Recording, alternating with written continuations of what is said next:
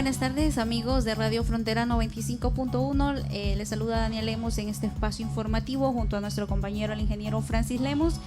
Y bueno, el día de hoy tenemos la grata visita del viceministro de Copeco, el ingeniero Nelson Márquez, quien nos va a hablar un poco acerca de esa información que sin duda alguna es más que importante en esta temporada, donde se han venido viendo muchos cambios en tema climático y muchas áreas más, pero para ello le damos la más cordial bienvenida, ingeniero, a este espacio informativo de Radio Frontera. Muchas gracias, Tania, Francis, mucho gusto. Gracias. Y a todo el pueblo intibucano que está en los municipios de la frontera. Hoy, bueno, con una responsabilidad importante junto a nuestros alcaldes, junto a nuestros equipos de trabajo, las personas que le están sirviendo al pueblo intibucano aquí en todo el sector de la frontera, porque estamos justamente en la entrada de la época lluviosa. Acabamos de salir de una época seca bastante complicada porque las lluvias comenzaron mucho después de lo que estábamos esperando y eso pues provoca algunas complicaciones. Sin embargo, pues gracias a Dios ya estamos en este momento trabajando junto a los diferentes equipos para poder darle a conocer al pueblo intibucano cuáles son las medidas que deben de tomar, ya sea para el extremo tanto de los efectos que podría tener la sequía como los efectos que podría tener también el exceso de lluvias, que también en algún momento puede ser perjudicial. Hasta el momento, ingeniero Nelson Márquez, ¿cuál es la información o el panorama que se tiene para esta temporada de invierno? Porque si bien es cierto, yo creo que todos hemos estado en la incertidumbre, que habían pronosticado el fenómeno más terrible del Niño y dicen, pero ¿por qué está lloviendo? Entonces vamos a sembrar. Entonces, hasta el momento, para todas las personas que están conectadas y quieren saber cuál, hasta el momento, desde el punto de vista, cuál es el enfoque o el panorama que tiene Copeco visualizado, digamos, a un largo plazo desde ahorita a 2 meses. Francis, yo creo que si buscáramos no habría una mejor pregunta que esa. Lo felicito y espectacular porque nuestra gente justamente se está preguntando, bueno, y no decían que iba a haber un fenómeno del Niño, no decían que no iba a haber lluvias, no decían que no se iba a poder sembrar, no. Esa información no es totalmente cierta porque lo que se ha venido hablando es que efectivamente tenemos un fenómeno del Niño en el país. ¿Qué es lo que provoca el fenómeno del Niño? Provoca 2 cosas especialmente. Una, un aumento en la temperatura promedio.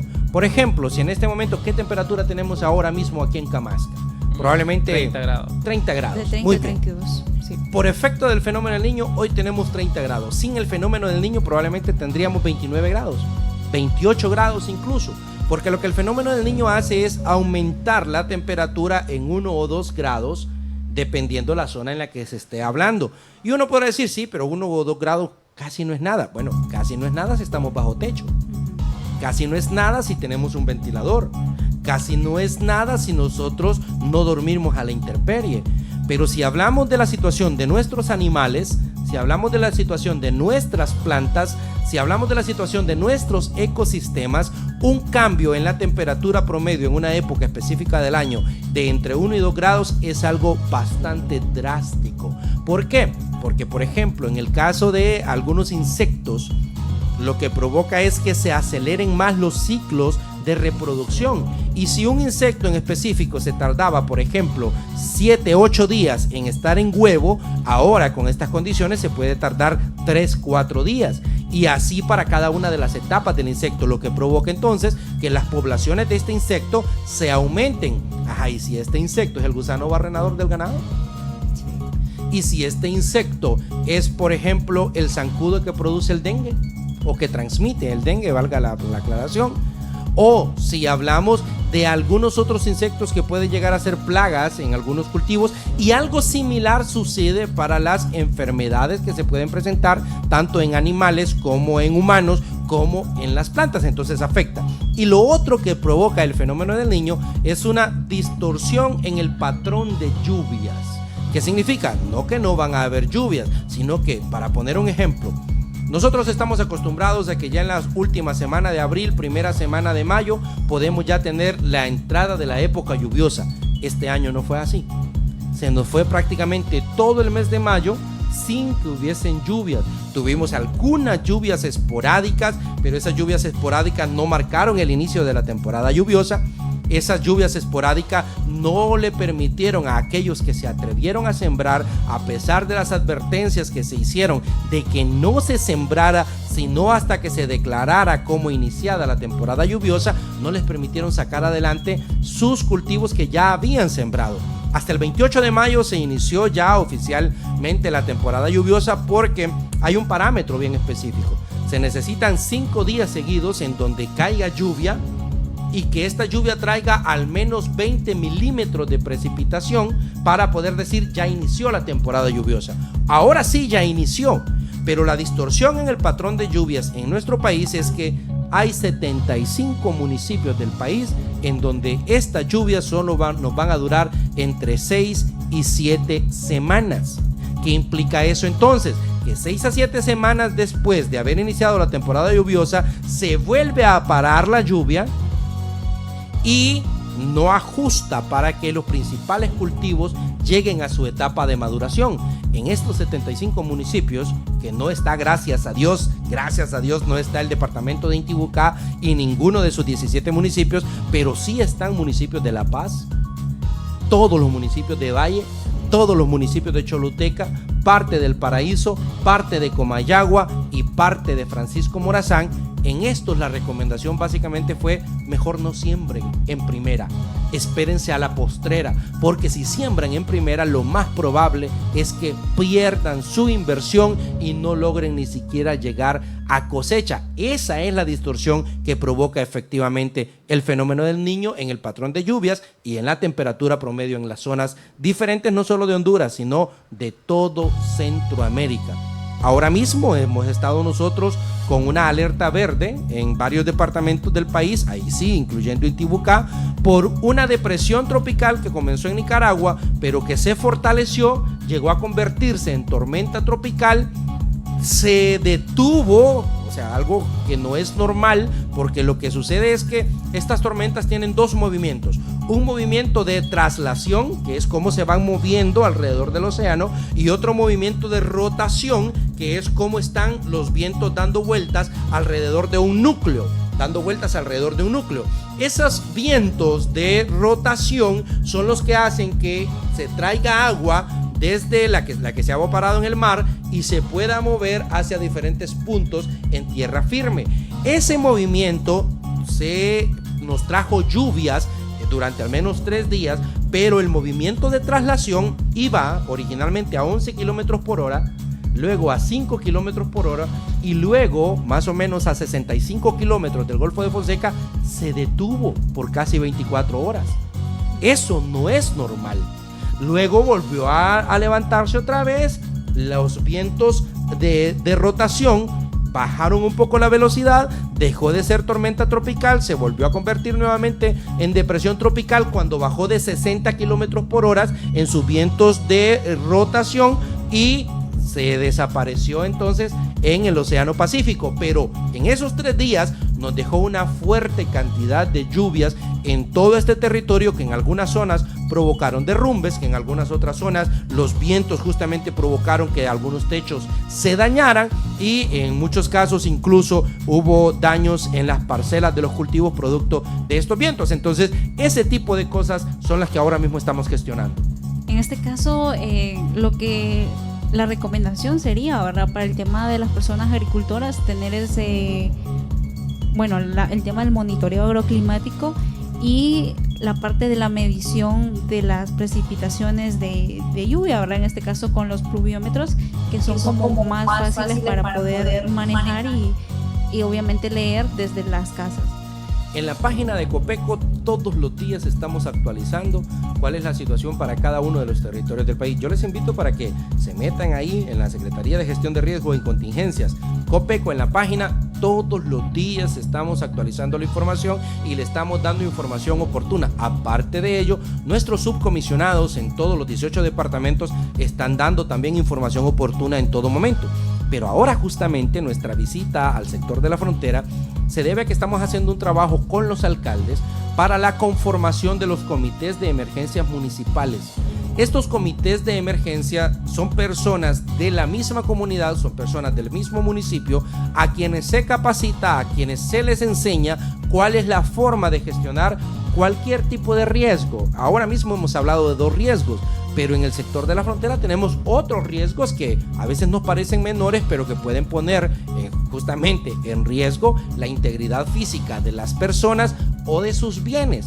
Entonces ahí necesitamos tener activados esos comités municipales de emergencias, porque con ellos vamos a construir los planes municipales de emergencia que nos permiten que haya menor efecto sobre las personas y sobre sus bienes de un posible fenómeno climatológico. Para ponerle un ejemplo, si en cada uno de los municipios de la frontera, en el mes de abril, hubiésemos tenido los comités municipales de emergencia activados y los planes municipales de emergencia desarrollados, estoy seguro que muchos productores no habrían perdido su semilla por haberla sembrado cuando todavía no iban a venir lluvias, porque estos comités habrían recibido la información de manera adecuada y la habrían transmitido a cada una de las comunidades.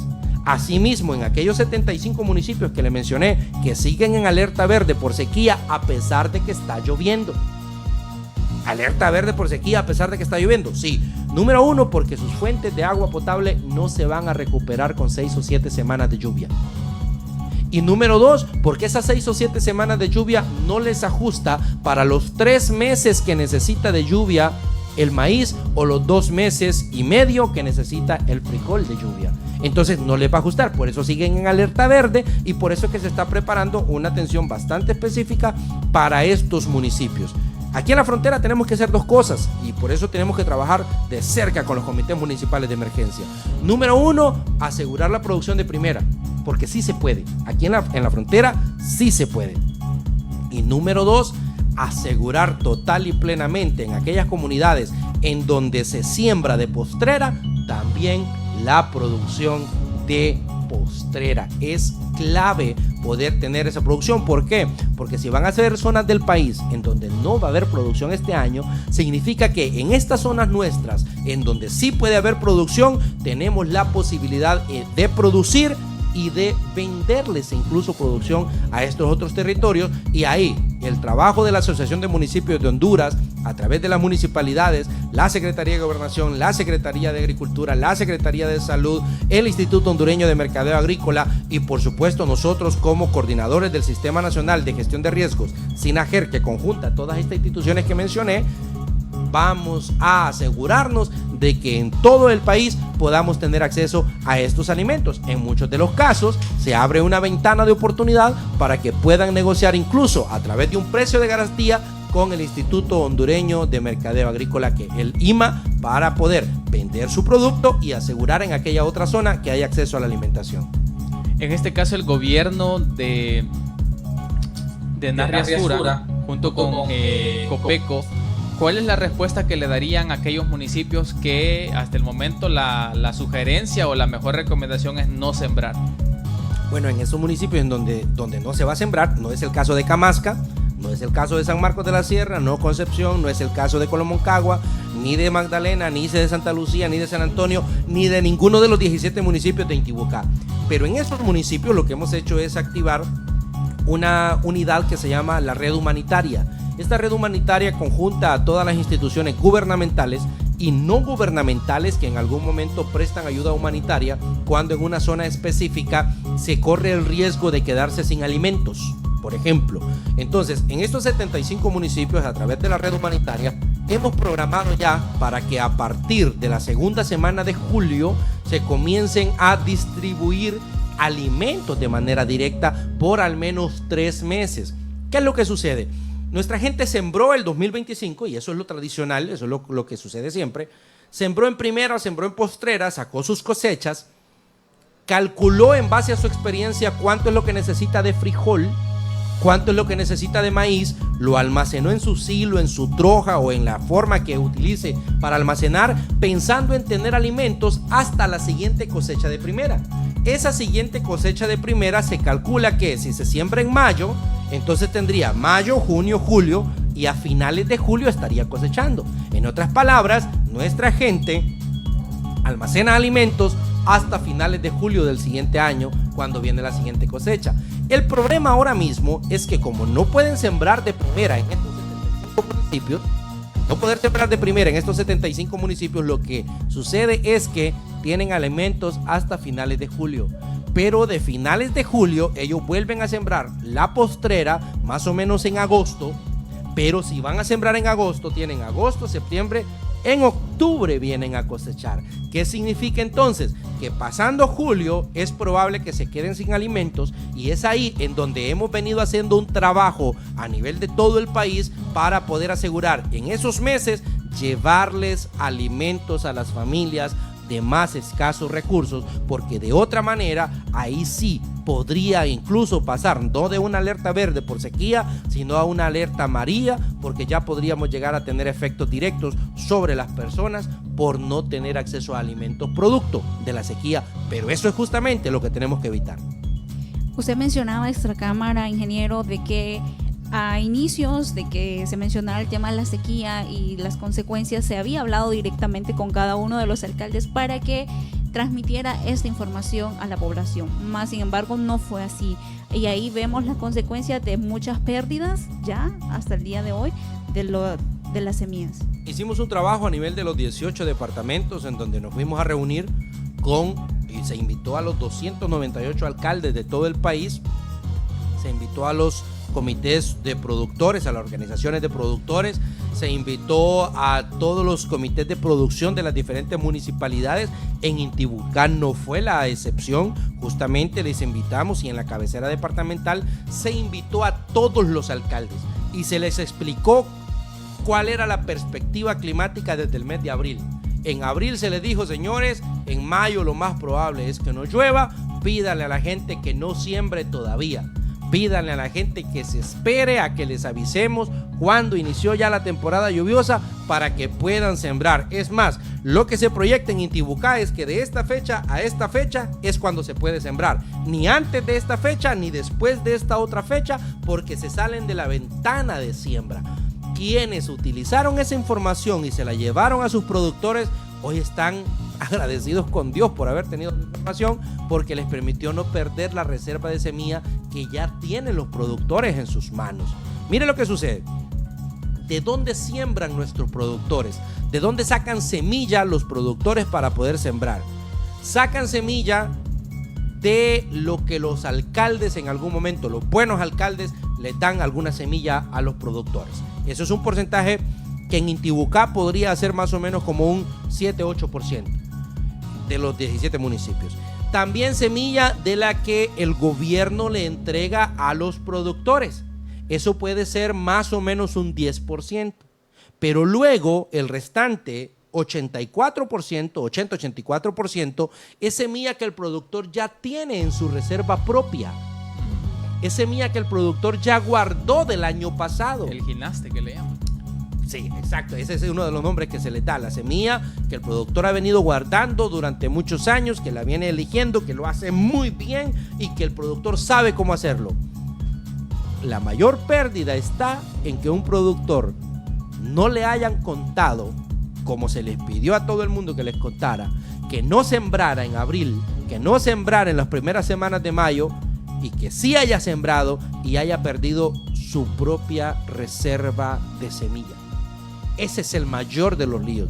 Ahora mismo estamos haciendo un levantamiento a nivel de los 17 departamentos para verificar quiénes son aquellos productores que sí sembraron en aquel momento y que perdieron su semilla, pero también un levantamiento de quiénes son aquellos productores que sí utilizaron su semilla ya con la entrada de la época lluviosa, porque ahora mismo está ya germinando toda esa semilla. Algunas ya están en plántulas pequeñas, ya sea de maíz o de frijol, y necesitamos asegurar totalmente esa producción para poder tener la tranquilidad de que en Honduras sí va a haber alimento, porque hay una presión adicional.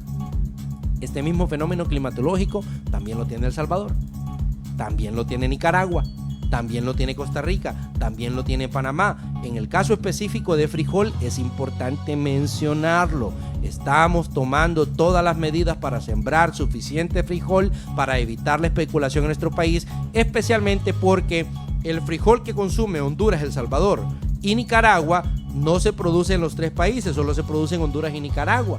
Si Nicaragua baja su producción, y El Salvador no produce, y El Salvador lo que tiene que hacer es comprarle a Honduras y comprarle a Nicaragua, pero en el momento en que Nicaragua baje su producción, llega a cerrar sus fronteras, vamos a tener la presión en Honduras porque van a venir hermanos salvadoreños a comprarnos frijol nuestro, pero eso puede correr el riesgo de dejarnos sin abastecimiento al mercado nacional. Entonces por eso estamos tomando algunas medidas también para fortalecer la reserva estratégica de granos básicos con al menos 100,000 quintales de frijol para evitar cualquier tipo de especulación y para evitar cualquier tipo de desabastecimiento que podría llegar a presentarse en el país.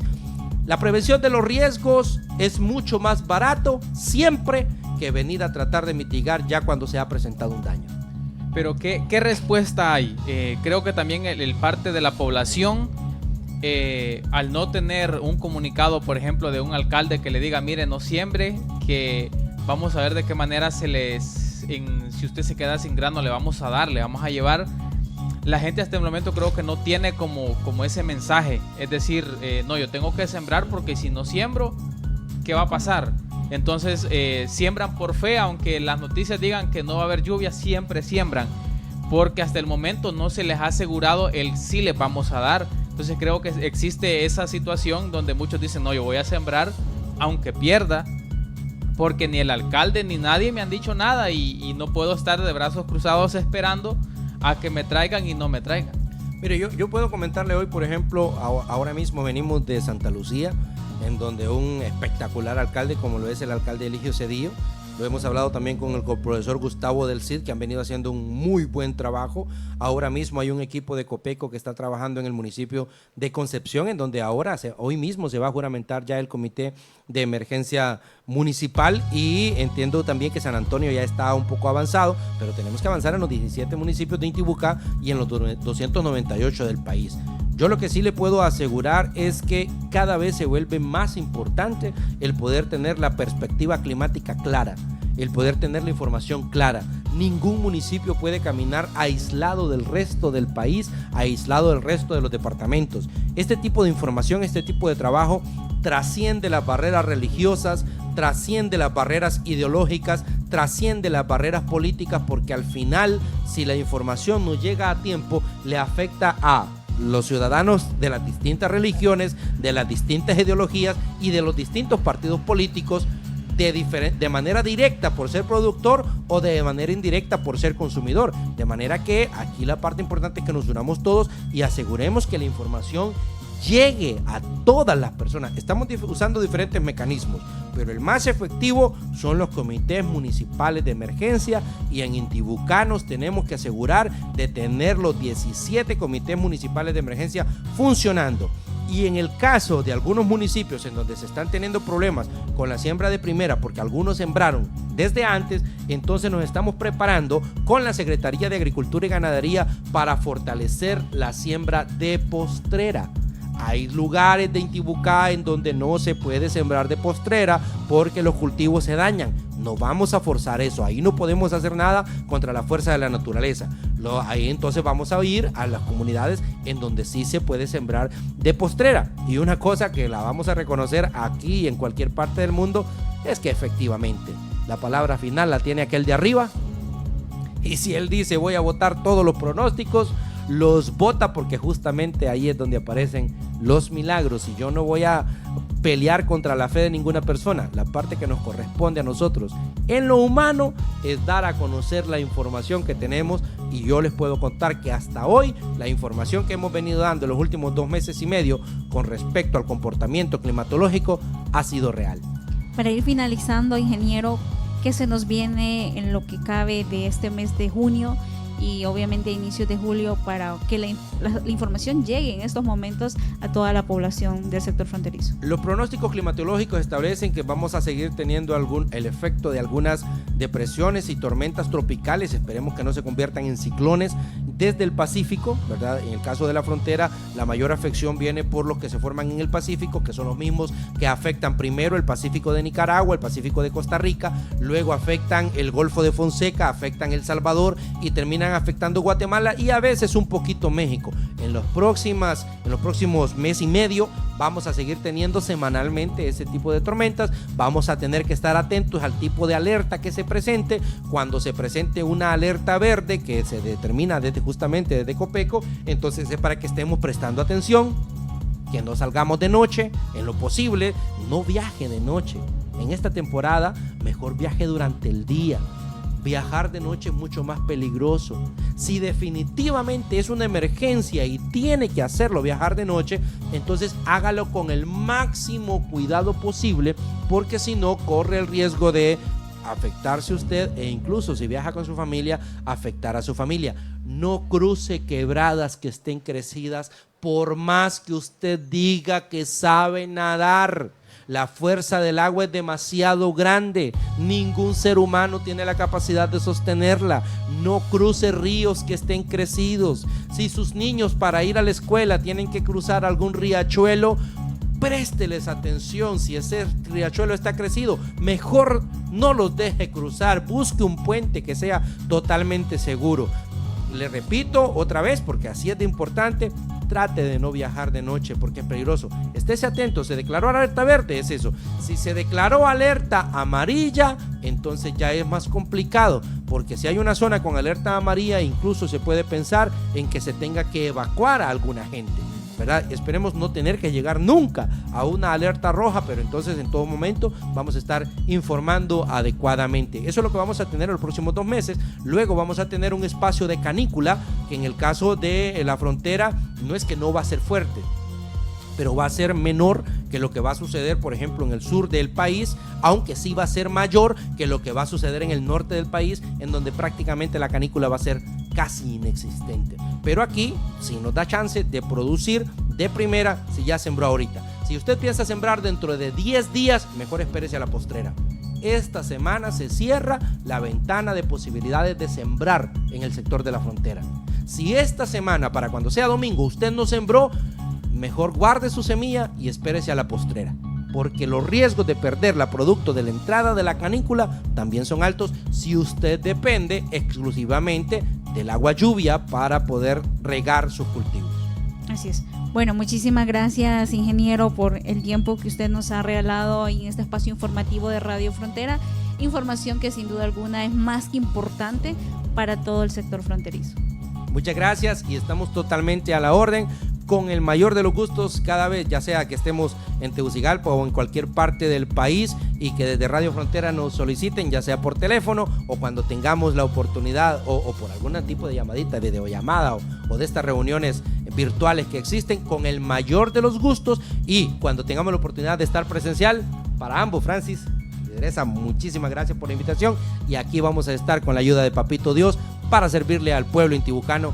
Y estamos seguros que si planificamos las cosas bien, si hacemos las cosas de manera correcta con la ayuda de Dios, vamos a estar bien. Dios bendiga Honduras. Así es. Bueno, muchísimas gracias a todos, buenas tardes y regresamos a nuestra programación habitual.